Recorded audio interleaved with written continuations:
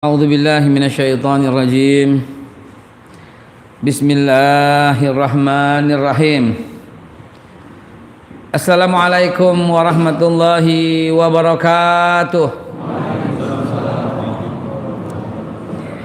Innal hamdalillah wa syukurillah ala nikmatillah wassalatu wassalamu ala Rasulillah sayyiduna Muhammad ibn Abdullah wa ala alihi wa sahbihi wa mawalah. Amma ba'du, faya ibadallah usikum wa nafsi bitaqwallah faqad fazal muttaqun faqad fazal man ittaqa wa khaba man tagha. Qala Allah ta'ala fil Qur'anil Karim, a'udzu billahi minasyaitonir rajim, bismillahirrahmanirrahim. Ya ayyuhalladzina amanu taqullah wal tanzur nafsum ma qaddamat lighad fattaqullah innallaha khabirum bima ta'malun. Sadaqallahul azim. Ma'asyiral muslimin wa jumratal mu'minin rahimakumullah. Seperti yang Al-Fakir sampaikan, mulai ini sampai seterusnya kita udah selesai membahas di era seluruh para nabi sampai nanti habis lagi, wallahu alam sampai kapan kita nggak tahu. Yang kita bahas sekarang 2 pekan dan terus menerus adalah perkembangan Islam di Indonesia mulai dari awal masuknya. Begitu. Awal masuk kita cuma mendapat catatan dari para pakar, diantaranya yang paling banyak mendapatkan yang saya pegang itu almarhum Profesor Dr. Haji Abdul Malik Karim Amrullah. Siapa lagi kalau kita lain menyebutnya namanya Buya Hamka begitu. Yang kedua yang mulia Kiai Haji Mansur Surya Negara.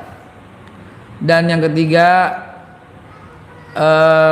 Munawar Khalil juga patut kita pertimbangkan. Dan itu insya Allah ya bukunya berjilid-jilid, namun cukup hadir aja insya Allah di hari Selasa. Insya Allah Bapak Ibu sekalian bisa menceritakan kembali kepada anak-anaknya. Sebagaimana yang sering saya sampaikan, bahwa periode Islam masuk ke Indonesia 4 periode. Yang pertama periode keluarga Ibn Mas'ud radhiyallahu an. Perlu digarisbawahi Bapak Ibu sekalian, seluruh sahabat-sahabat Nabi, maaf nggak seluruh, 90% mungkin, mungkin 80%, wallahu alam. Tapi intinya jumlah sahabat Nabi itu ada 124 ribuan orang pada waktu Futuh Mekah. Pada waktu pembukaan kembali kota Mekah, itu kejadiannya bulan Dzulhijjah, Muharram, Safar, sakit Rasulullah. Rabiul Awal dipanggil kembali oleh Allah Subhanahu wa taala. Nah, data itu kurang lebih demikian. Mereka datang untuk haji, jangan lupa mereka bukan cuma tinggal di kota Madinah gitu, mereka datang untuk haji. Jadi yang sudah Islam di Mesir, yang sudah Islam di semua itu datang berkumpul. Nah, jumlahnya kurang lebih 124 ribu. Ini sepakat para ahli semua, sepakat para sejarawan semua. Namun yang wafat di Baqi kurang lebih cuma 1000-an. Berarti 123 ribu di mana? Itulah Bapak Ibu sekalian, jangan gampang-gampang kita mengatakan sesat, nggak boleh, neraka, dikit-dikit neraka, dikit-dikit sesat, nggak boleh. Jangan demikian, karena saudara-saudara kita yang tergabung, yang terhimpun, ini mereka sendiri nggak menyebut nama loh ya, kita loh ya yang menyebut nama. Jamiatut Tabligh Kebon Jeruk. Ya, ingat tahu yang dulu suka, kalau dulu zaman dulu bawa kompor, yang kita suka katain dulu, bukan kita, lo aja kali. Orang-orang yang ngatain berkata ini Islam kompor katanya, karena kemana-mana bawa kompor sama beras buat dia masak. Dikatakan sesat dan menyesatkan. Naudzubillah summa naudzubillah. Insya Allah nggak keluar dari mulut kita kata-kata itu. Kata-kata itu adalah kata-kata yang sangat menyakitkan hati saudaranya. Bahkan kita berterima kasih kepadanya karena dia telah menggugurkan kewajiban kita untuk dakwah ke suku anak dalam Jambi misalnya, telah menggugurkan kewajiban kita untuk dakwah ke suku Badui misalnya. Jadi kita tergugurkan kewajiban gara-gara mereka melakukan dakwah. Jadi terima kasih, angkat topi gitu loh, kita support walaupun mereka nggak pernah minta-minta. Siapa mereka? Jamaah tabligh yang berjalan dari masjid ke masjid, yang berjalan dari tempat ke tempat terus begitu. Tujuannya apa? Ngajak orang sholat, ngajak orang ke masjid, udah begitu doang. Saya dulu sering begitu, cuman sekarang waktu yang tidak mungkin lagi, akhirnya nggak bisa. Tapi dulu, oh demen banget begitu, karena kita ketemu, mungkin saya terlatih di situ berdakwah, ketemu orang-orang yang istiqomah, ketemu orang-orang yang ikhlas lillahi ta'ala. Di situ telah terbentuklah Al-Fakir, ya. Dulu dakwah Mekang Beca, ya, di pinggiran Kebon Jeruk sono, ya, jalan kebahagiaan, kita dakwah, ajak mereka ke masjid. Begitu ajak mereka ke masjid itu girangnya luar biasa, ya. Kita dapat pahalanya itu dari Allah Subhanahu wa taala. Nah, itulah keluarga Ibn Mas'ud yang tiba di Indonesia, yaitu di Aceh. Periode kedua sering saya sampaikan keluarga Muawiyah ibn Abi Sufyan, walaupun Buya Hamka tidak menyebutnya, tapi sumber yang lain menyatakan keluarga Muawiyah. Buya Hamka hanya menyebut utusan dari Utsman bin Affan. Beliau adalah seorang panglima di angkatan laut, kalau sekarang bilang topnya marinir gitu. Tapi di buku lain Buya Hamka juga menyebut bahwa angkatan pertama marinir di dunia itu adalah Muawiyah, tapi tidak menyebut masuk ke Indonesia Muawiyah. Lihat, satu, ketelitian Buya Hamka yang luar biasa. Dua, semangat dalam menjaga perasaan. Karena pada waktu itu Ahlul Bait menyatakan Sayyidina Ali yang tiba di Kalingga Jepara, sementara yang lain menyatakan Muawiyah yang tiba di Jepara. Antum tahu sendiri, paham apa yang terjadi antara itu? Nah, itulah kurang lebih, ya, antara Sayyidina Ali dengan Muawiyah. Beredar di WhatsApp grup, dibilang tulisan saya, padahal bukan. Di situ disebut Sayyidina Ali yang tiba di Jepara, Jawa Tengah, padahal bukan tulisan saya. Saya hanya bicara di sini. Adapun yang saya tulis di buku, ya, meluruskan sejarah Islam, sama ketelitiannya insya Allah mengikuti Buya Hamka. Sayyidina Utsman mengutus, gitu aja, begitu, ya. Periode kedua itu, ya, tahun 646. Periode ketiga Khalifah Umar bin Abdul Aziz 711 sampai 718, tibanya di dulu kerajaan Sriwijaya Jambi, jadi satu sama Palembang dulu. Mereka memanggilnya Ayib, kalau orang di Jawa Melayu memanggilnya Habib, ya. Mereka betul-betul zuriyahnya Rasulullah SAW. Orang-orang yang berkata Nabi nggak ada keturunannya. Orang-orang yang berkata demikian, sengaja tuh saya lanjutin, kalau saya potong bisa dipotong tuh video. Perhatiin nggak? Orang-orang yang berkata Nabi nggak ada keturunan, orang-orang yang berkata demikian, dialah yang terputus. Inna a'tainakal kautsar fasalli li rabbika wanhar inna syani'aka huwal abtar. Dialah yang terputus. Karena Rasulullah sendiri yang bersabda, dan berdasarkan firman Allah yang itu, surat Al-Kautsar, itu kan asbabun nuzulnya Nabi dilecehkan supaya selamat, sholatlah dan berkorbanlah. Kalau antum orang-orang yang cinta kepada Rasulullah dan cinta kepada zuriyah Rasulullah dan cinta kepada anak cucu Rasulullah, pakai ayat ini untuk menyelamatkan seluruh cucu Rasulullah SAW zaman sekarang. Salatlah dan berkorbanlah. Sungguhnya orang yang mengatakan keturunanmu terputus, dia itu yang terputus. Itulah Rasulullah diperintah oleh Allah, salatlah dan berkorbanlah. Dan apa akibatnya? Betul, yang mengatakan itu kan Abu Jahal, Abu Lahab. Mereka semua anak laki-lakinya mati sebelum sampai keturunan yang lengkap. Dan tahukah Anda Bapak Ibu sekalian tentang Imam Mahdi yang ditunggu oleh ahlu sunnah wal jamaah, oleh NU, oleh Muhammadiyah, oleh Persis, oleh Matlaul Anwar, Jamiatul Khair, Al Irsyad dan semuanya, paham Ahlussunnah wal Jamaah, mereka kan menanti sama kan, pasti akan terjadi di akhir zaman, bukan sekarang, di akhir zaman, seorang yang diikuti oleh semua manusia dan diikutinya itu dengan ikhlas, nggak ada paksaan, dengan rela, dengan takjub, dengan takzim, nggak ada satupun yang membantahnya. Bahkan kata Nabi, apabila engkau harus berdatang kepadanya untuk berbaiat sampai melewati padang yang salju, tetap datang dan baiat kepadanya. Siapa kata Rasulullah? Dia dari keturunanku. Hadis sahih Bukhari wa Muslim. Masa nggak percaya juga? Ada loh orang Islam yang berkata itu bukan, nggak ada keturunan Nabi, nggak ada loh yang mengatakan demikian. Lantas apa statusnya orang ini? Karena dia nggak beriman lagi dengan hadis Nabi. Dia berasal dari keturunanku kata Nabi. Namanya seperti namaku, ayahnya seperti nama ayahku. Dia berasal dari keturunanku. Tuh, jadi jelas memang keturunan Nabi, keturunan Rasulullah ada terus sampai akhir zaman, bahkan sampai zaman ini habis tetap Allah jaga, Allah pelihara itu. Hadisnya sahih tadi. Jadi jangan lagi ada perasaan nggak ada keturunan, nggak ada. Tapi kan dari pihak perempuan, bapak ibu sekalian, buka hadis yang jelas. Kita di hari kiamat dipanggil nama ibu, bukan nama bapak. Rasulullah sampaikan dengan jelas, sungguhnya kalian akan dipanggil dengan nama-nama ibumu, bukan nama ayah. Karena ada yang ayahnya tidak ada, Nabi Isa alaihissalatu wassalam. Dan zaman sekarang lebih banyak lagi yang bapaknya nggak jelas siapa. Paham dong maksudnya dong, iya kan?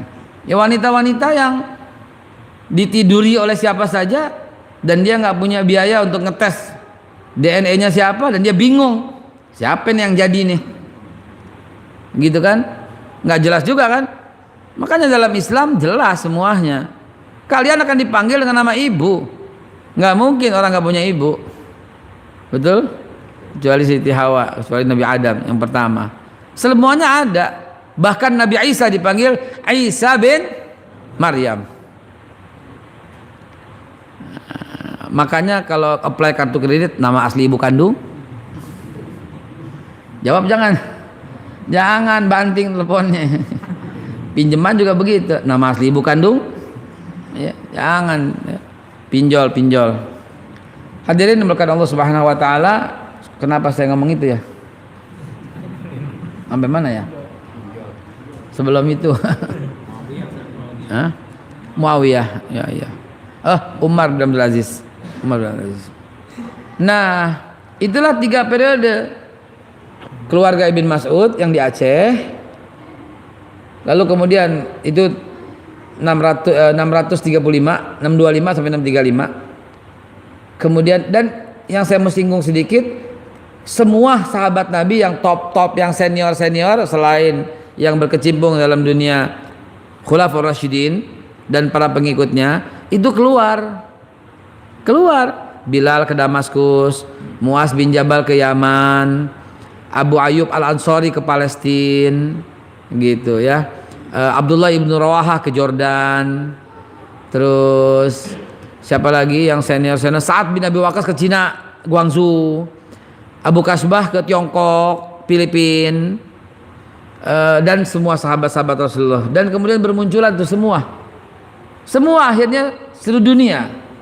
Ya, saya belum sempat ke Amerika untuk mencari tahu, hanya baca dari buku. Suku asli Amerika Indian Cherokee Merah adalah seorang Muslim, dan semua wanita-wanita Indian suku asli Amerika yang disebut Indian berjilbab.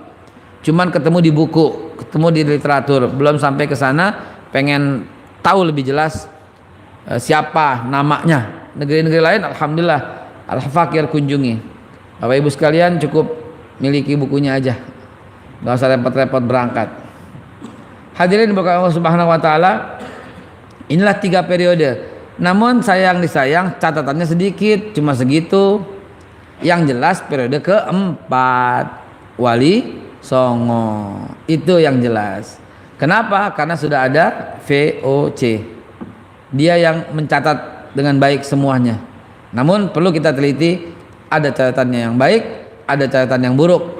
Dan hari ini insya Allah seterusnya kita bongkar. Kebetulan saya memiliki beberapa surat diplomatik, ya. Surat apa? Surat kerajaan kepada VOC, minta ditengahi karena ribut melulu. Hadirin berkah Allah Subhanahu wa taala. Mari kita perhatikan. Bismillahirrahmanirrahim. Alhamdulillahirabbil alamin. Allahumma shalli ala sayyidina Muhammad wa ala sayyidina Muhammad. Bapak Ibu sekalian, pahami dulu kalimat ini. Yang menjajah kita 1600 itu bukan Belanda, tapi VOC. VOC kalau sekarang ini sebuah perusahaan merek dagang. Mau sebut merek tapi nggak enak. Ya contohnya mobil deh, Toyota misalnya. Begitu, ya. Bukan kita dijajah Jepang, tapi mobil yang beredar di sini ini mobil Toyota. Begitu. Itulah VOC. Bukan pemerintah Belanda dulu, belum. Baru nanti belakangan, iya. Ntar ketika perjanjian Tordesillas yang di Portugis itu mendapat mandat. Nah, insya Allah pekan depan nyinggung perang salib, saya bahas 8 perang salib yang pernah terjadi, ya. Pakai slide mesti kalau perang salib. Hadirin dan berkah Allah Subhanahu wa taala, Verenigd Indische Company, VOC adalah sebuah perusahaan dagang.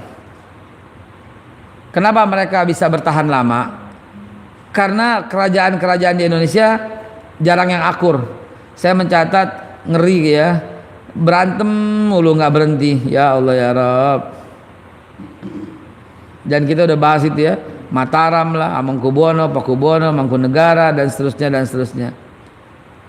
Lantas ini dimanfaatkan dengan baik oleh pedagang yang namanya VOC ini.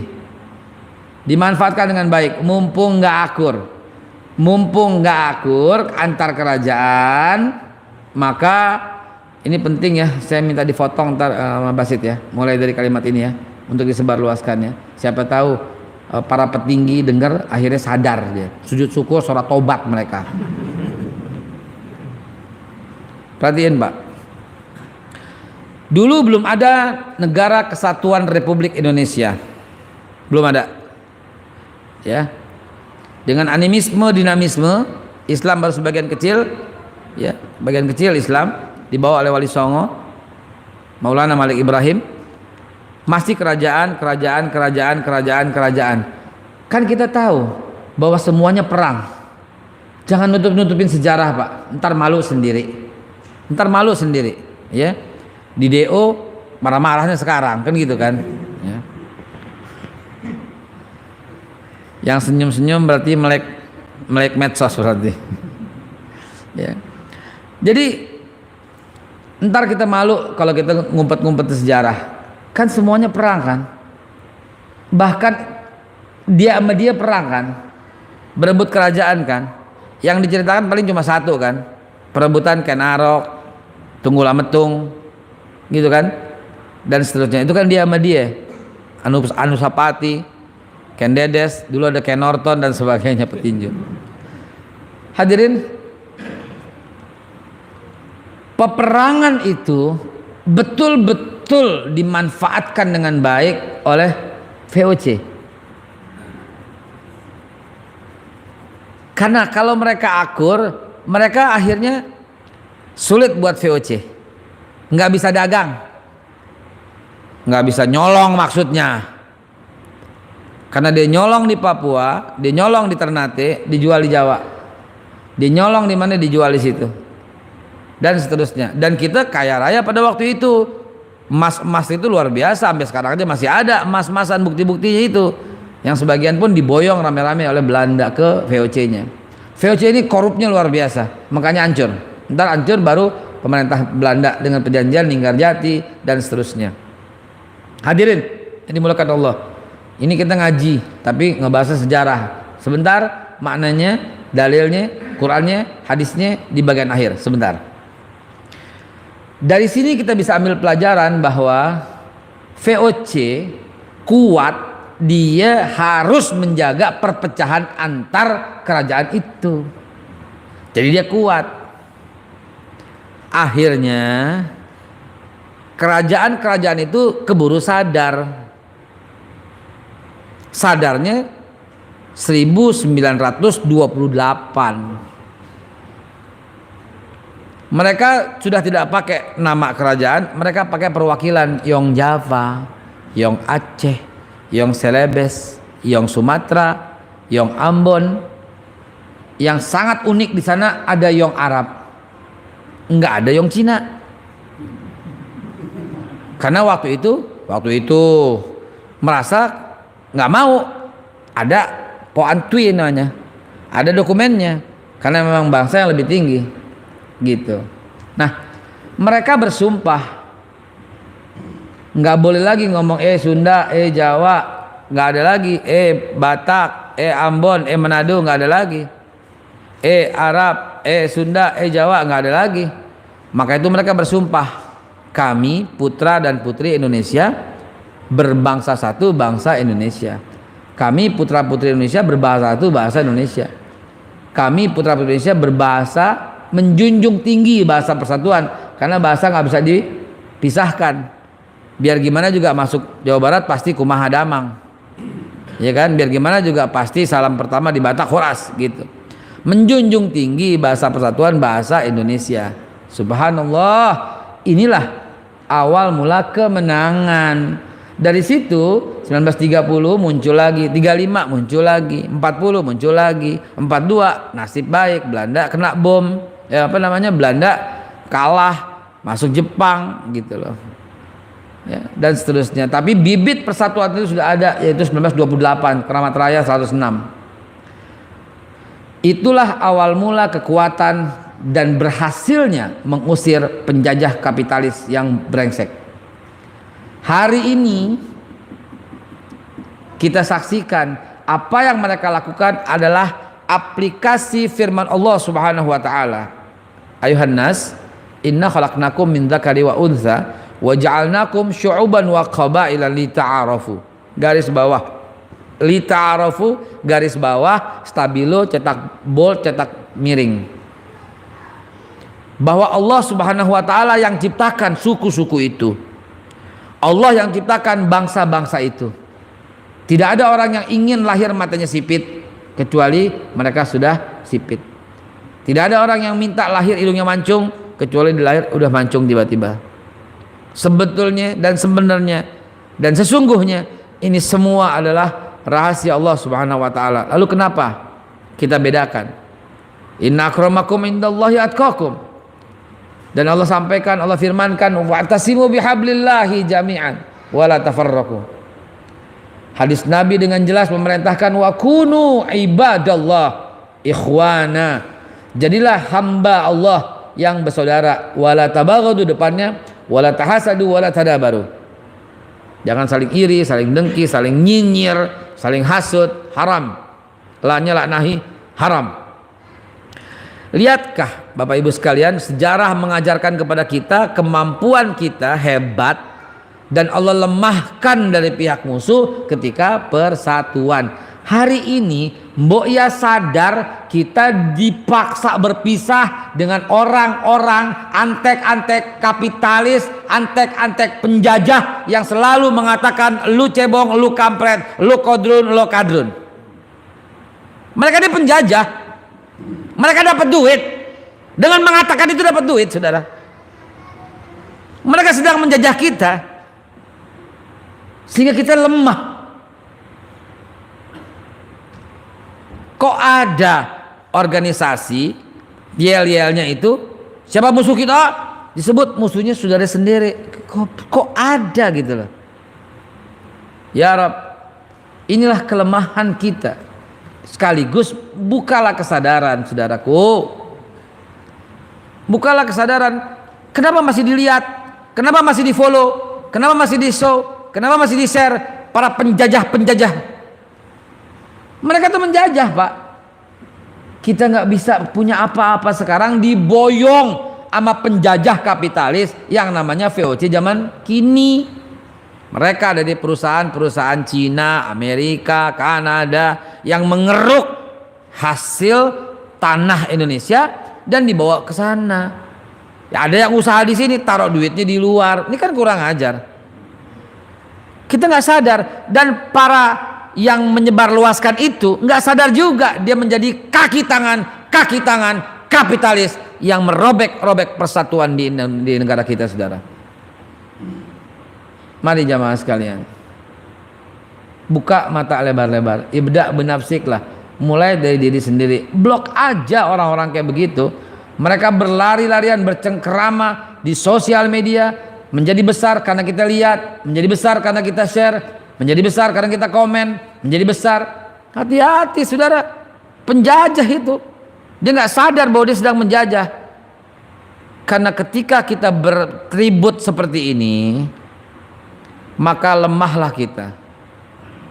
Orang-orang yang ngatain pemerintah togut, dia juga termasuk. Nggak bisa menerima perbedaan, nggak bisa menciptakan perdamaian. Bahkan indikasinya sangat jelas itu. Orang yang nggak taat dengan mengatakan togut, mengatakan saudaranya kopar kafir, mengatakan saudaranya sesat, nggak boleh, sesat. Ini nggak sadar apa yang sedang diucapkan. Sesat, nggak boleh, neraka. Dia nggak sadar gitu loh. Ya Allah ya Rabb, beri kesadaran buat kami semua ya Allah ya Rabbal Alamin. Termasuk anak-anak teman-teman di Ittihad ini ya Allah, yang dilewatin aja tuh, nggak ngasih apa-apa.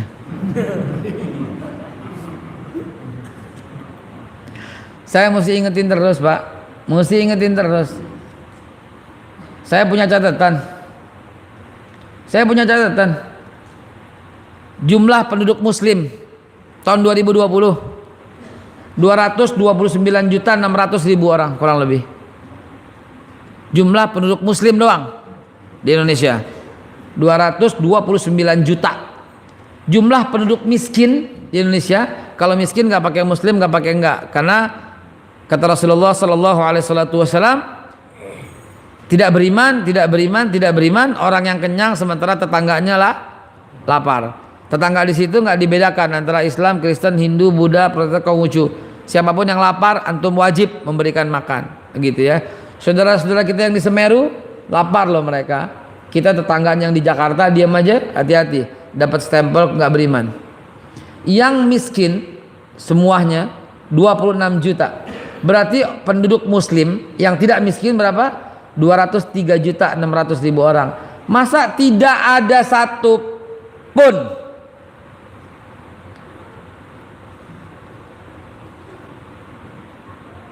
Astaghfirullahaladzim. Maksud saya begini saudara,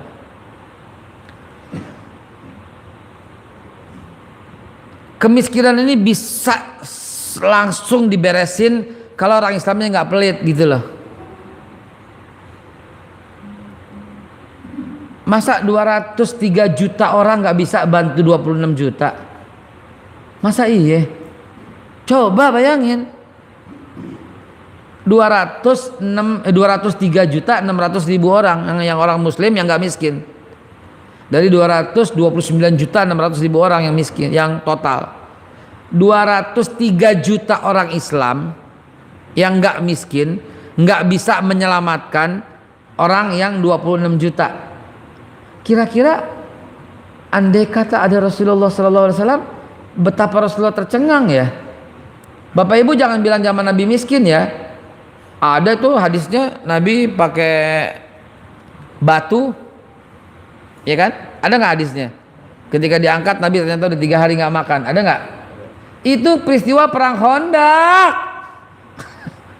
Bukan sepanjang tahun Nabi begitu. Ada perang Khandaq, dibuat parit, gitu. Perang Khandaq itu terjadi bulan Maret tahun 629, tanggalnya tanggal 10. Kalau saya salah ingat saya minta maaf. 10 Maret 629 Masehi. Iya. Nah, peristiwa itu setelah digali parit, Nabi dan pasukan nggak bisa meninggalkannya, dan mereka akhirnya nggak mau meninggalkan tempat. 29 hari kejadian itu nggak ada yang pergi, habis nggak makanan. Nah di situ Bapak Ibu sekalian, kalau mau tahu, jangan zaman Nabi itu pada miskin. Lihat aja Nabi nggak makan 3 hari. Ngaji yang bener ngape gitu loh. Ini perang Khandaq. 29 hari Nabi itu nggak pulang, di situ doang. Dari pihak musuh juga begitu, menunggu lengah. Karena kalau lengah, mereka bisa lompat di parit itu dan menyerang, begitu loh. Jadi mesti jagain parit. Ayo, lu turun gue sikat, lu turun gue tapal, lu turun gue panah, lu turun gue tombak, begitu. Ada seorang yang luar biasa dari pihak musuh, ya, namanya Amru bin Suhair. Ini orang, kalau kita bilang kayak Zoro dah. Kalau zaman sekarang kayak Zoro dah. Kudanya hebat, pedangnya hebat, dan dia melompat parit itu, nekat. Begitu dia berhasil turun ke parit dan lompat, Nabi bilang, siapa yang mau ngadepin si Amru kafir ini?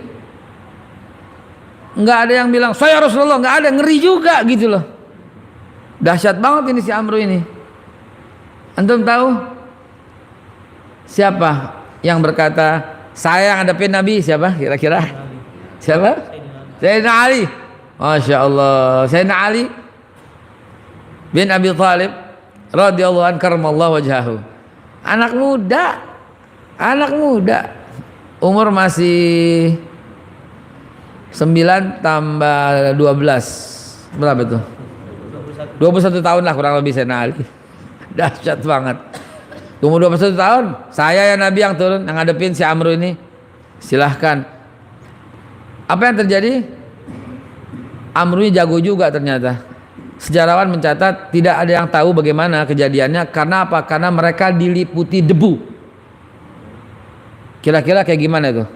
Kalau ini dipelemin, hebat gak kira-kira? Nah, iya dong, tiktokan mulu sih kita. Kalau ini dipelemin luar biasa.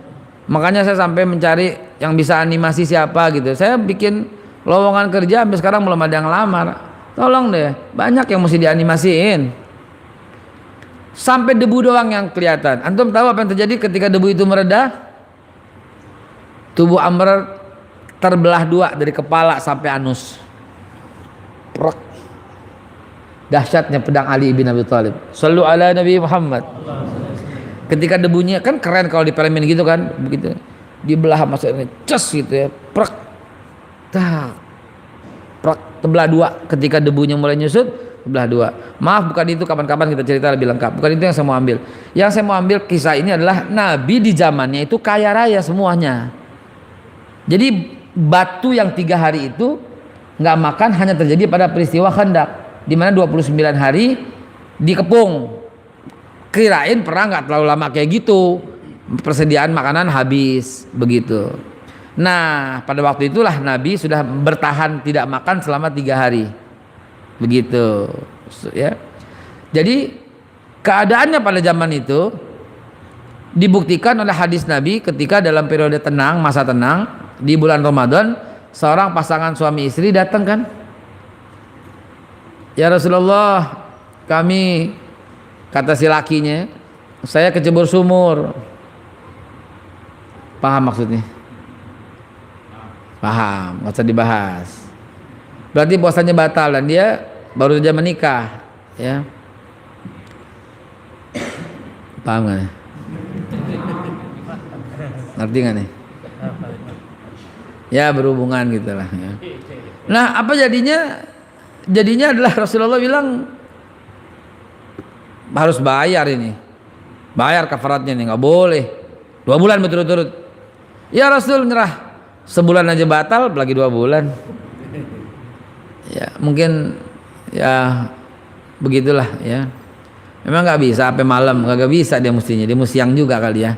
Ya pokoknya batal, nggak usah dipikirin, yang penting dia batal. Jadi bagaimana dong kasih makan orang 40 orang? Dia bilang, ya Rasulullah, kami nggak ada makanan yang mau dikasih. Kalau kita udah gregetan banget ya. Nabi masih sabar aja. Ternyata Rasulullah ada yang kasih kurma 1 keranjang.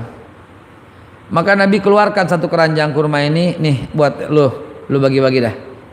Lu bagi-bagi rata buat 40 orang. Orang ini keliling 1 kota Madinah dan sore hari kembali ke Rasulullah.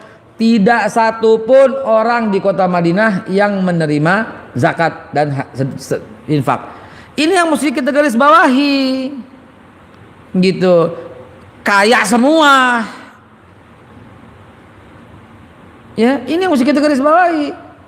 Di zaman Rasulullah kagak ada yang terima zakat. Itulah telah terjadi at'amahum min ju' wa amanahum min khauf. Telah terjadi negeri yang aman dari rasa lapar, aman dari rasa takut. Tuh, itulah seindah-indahnya negeri, yaitu kota Quraisy di zamannya.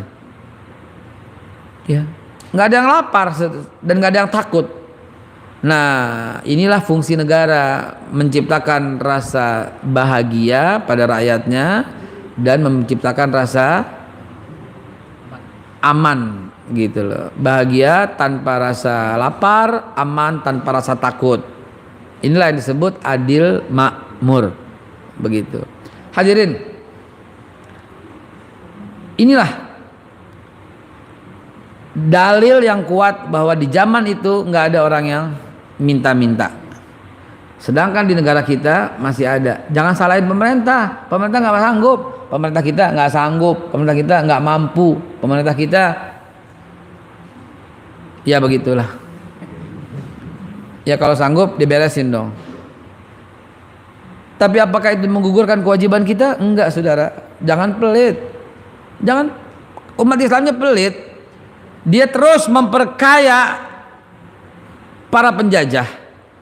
Sekarang jawab dengan jujur, Bapak berani nggak bawa duit ke mall 200.000? Berani nggak? Nggak bakal berani. Beli apaan katanya? Buat gegarasan aja kita berani 500.000. Buat gegarasan. Bener berani nggak? Ke mall bawa 500.000 baru berani kan? Bahkan ke mall bisa bawa 1 juta. Pernah nggak mengeluarkan uang 200.000 masukin ke kencereng masjid? Pernah nggak? Jarang-jarang kali. Saya 32 tahun sebagai pengurus masjid. 32 tahun sampai sekarang. Dan dulu-dulu kita yang ngitung. Sian banget, 2.000 maksimum sama 5.000. Kita rela beli 200.000, 300.000 buat gegarasan yang 1 jam kemudian udah hilang rasanya, dan 2 jam kemudian jadi 2 jam kemudian kita masih mau nggak ngelihat lagi? Coba logika kita, logika. Ini mohon maaf nih, sejarahnya jadi mencong dikit gara-gara dia lagi jalan-jalan nih. Mohon maaf, mencong dikit gara-gara beliau nih. 2 jam kemudian kita nggak mau nengok lagi kan? Atau mau cobain lagi? Menjijikkan kan? Jijik banget kan? Lihat aja nggak mau. Kita pandang, tuh tai nggak mau kan? Bener nggak? Tapi kita rela gitu, 200.000, 300.000, oh asiknya cuma sejengkal begini kita rela. Tapi kita kemudian nggak mau ngeliat lagi. Bayangkan kalau itu ditaruh ke masjid, itu abadi sepanjang masa. Abadi, bisa jadi penyembuh sakit-sakit kita, bisa jadi penambah umur kita, bisa jadi pensejahtera bangsa kita, bisa jadi penahan neraka jahanam, bisa jadi pohon-pohon di surga yang akan kita nikmatin. Coba. Ya Allah, ya Rabb, janganlah Bapak Ibu sekalian, tolonglah. Ya, saya punya mimpi. Ini kebetulan saya lagi ngitung-ngitung sedikit ya. Mimpi saya itu adalah kalau satu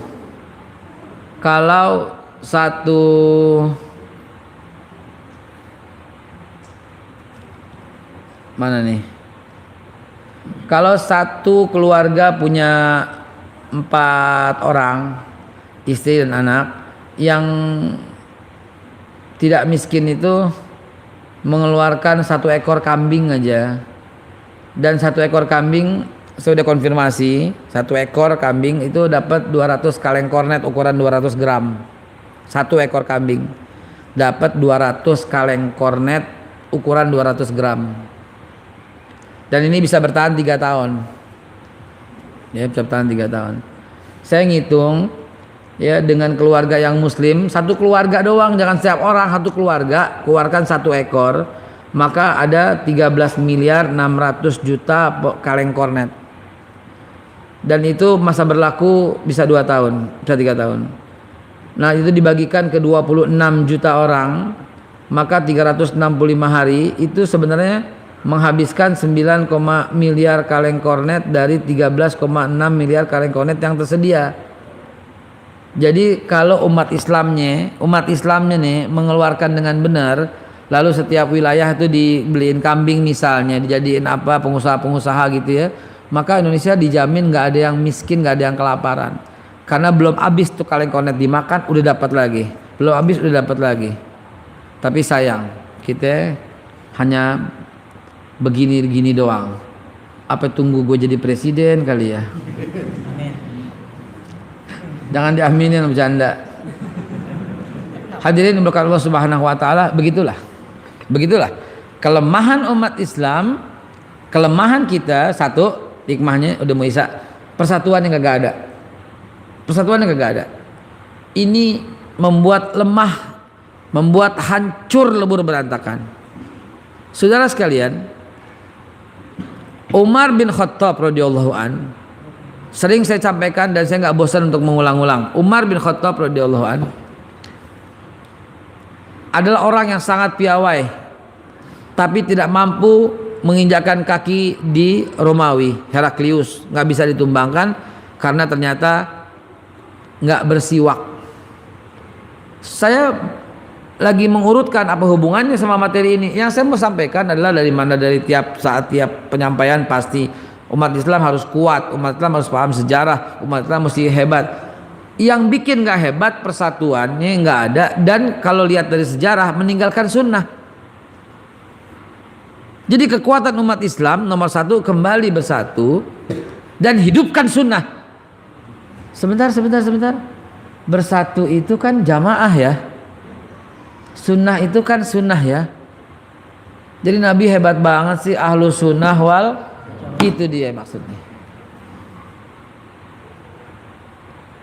Jadi muter saya mau ke situ. Wahai NU, antum ini ahlu sunnah wal jamaah. Wahai Muhammadiyah, antum ini ahlu sunnah wal jamaah. Wahai Al-Irsyad, antum tuh ahlu sunnah wal jamaah. Wahai FPI, antum tuh ahlu sunnah wal jamaah. Wahai Banser, antum tuh ahlu sunnah wal jamaah. Wahai Ansor, antum tuh ahlu sunnah wal jamaah. Wahai HTI, antum tuh ahlu sunnah wal jamaah. Semua itu ahlu sunnah wal jamaah loh. Terus kenapa mesti berantem terus-terusan gitu loh? Perbedaan sedikit, koma, hendaknya ini adalah sebagai bahan diskusi gitu loh. Bukan saling kafir mengkafirkan, bukan saling sesat menyesatkan, bukan saling togut mentogutkan, bukan. Indah banget kalau begini saudara. Kokam, Ahlussunnah wal Jamaah. Dan kalau kita ngomongnya baik-baik, bisa alhamdulillah atas izin Allah, atas rahmat Allah. Kemarin Al-Fakir ke Jambi, yang kawal itu adalah Banser, Pemuda Pancasila, dan FPI. Tiga-tiganya mengawal Al-Fakir, dan polisi dan TNI. Coba bayangkan. Begitu turun orang bilang, ya Allah, Zatul indah banget ini, indah banget. Mereka berangkulan. Kita nyanyi apa namanya, marsnya Banser, ya, tahu kan? Tahu kan? Nggak tahu, jangan nyanyiin. Ya Allah, ya. Gimana depannya? Gimana depannya? Balatun thayyibatun warabun ghafur. Gimana depannya? Hubul waton minal iman, gimana? Ya begitulah, ya. Gue jadi penasaran.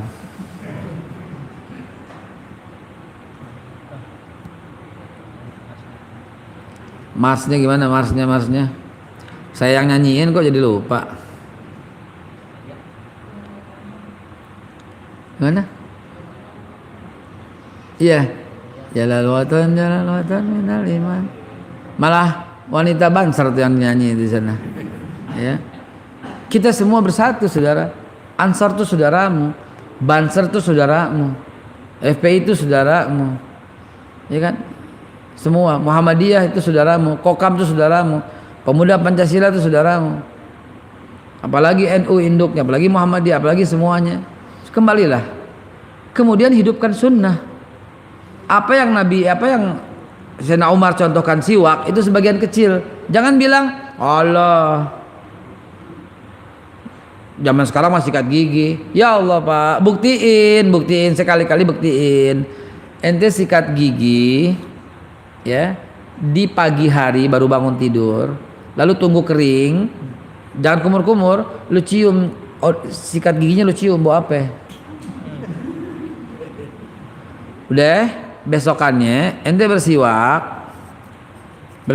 sama bangun tidur langsung siwak, lalu ketika kering atau langsung nggak lama kering, cium siwaknya bau apa? Biar tahu buktinyain gitu loh, bahwa siwak ini menghilangkan bau, bahwa siwak ini membunuh semua kuman di dalam mulut. Maaf, beribu maaf kalau odol semuanya mati. Yang bakteri sehatnya mati, bakteri jahatnya mati. Kalau siwak hanya membunuh bakteri yang jahat. Kalau siwak ini menjernihkan pandangan, menghilangkan mata minus, menguatkan, nggak usah disebut ya, gitu loh. Terus kok nggak mau? Zaman Rasulullah emang ente kira nggak ada sikat gigi? Jangan bilang Nabi terbelakang, mandi Nabinya di bathtub.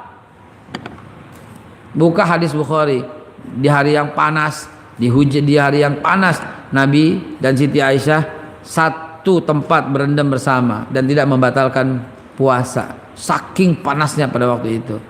Itu jangan dilihat dari sisi yang lain ya, lihatnya bahwa itu nggak apa-apa gitu loh.